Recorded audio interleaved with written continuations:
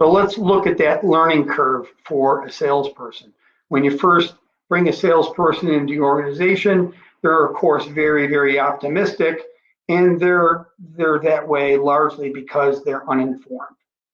They believe in your vision, they're enthusiastic about your offering, so are you, but they're largely uninformed. So you go out there in the marketplace and you get beat up a little bit. And now you become a little bit more informed, and some notion of pessimism starts to creep into your mindset. You're not nearly as optimistic as you were before. It's harder than you thought it would be. But you know what? You're a persistent person. You're going to stick with it, and you're going to hold on and see if you can't figure this thing out. So you continue on, and all of a sudden you reach this, what I call a crisis of confidence.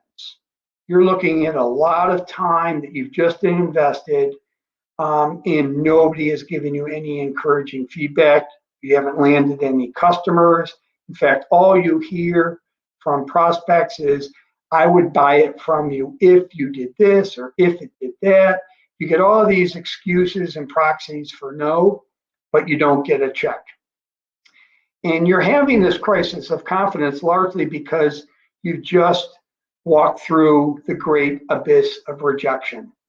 For the past 6, 12, 18 months, all you've heard is no and excuses and proxies for no.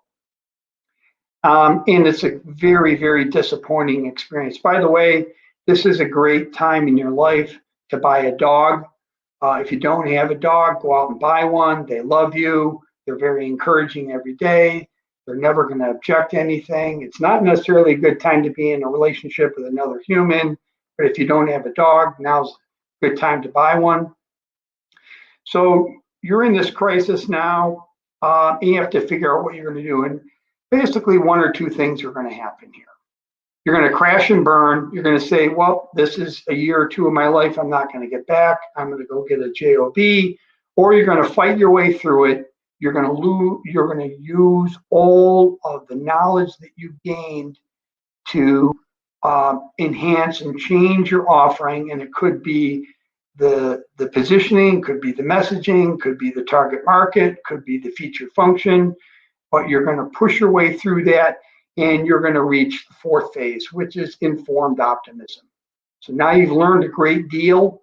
You've gone through this great abyss of rejection, and you've taken all that knowledge and you've changed your offering and everything about your offering. So now you've kind of figured out the product market fit. So this is the typical salesperson's learning curve.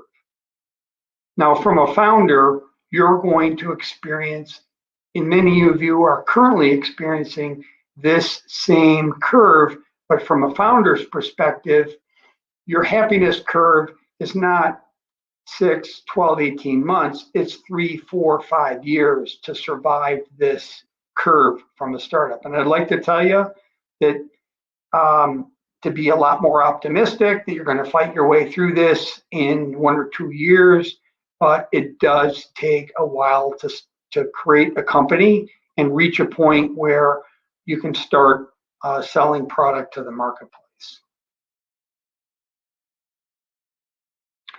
So with that, I'd like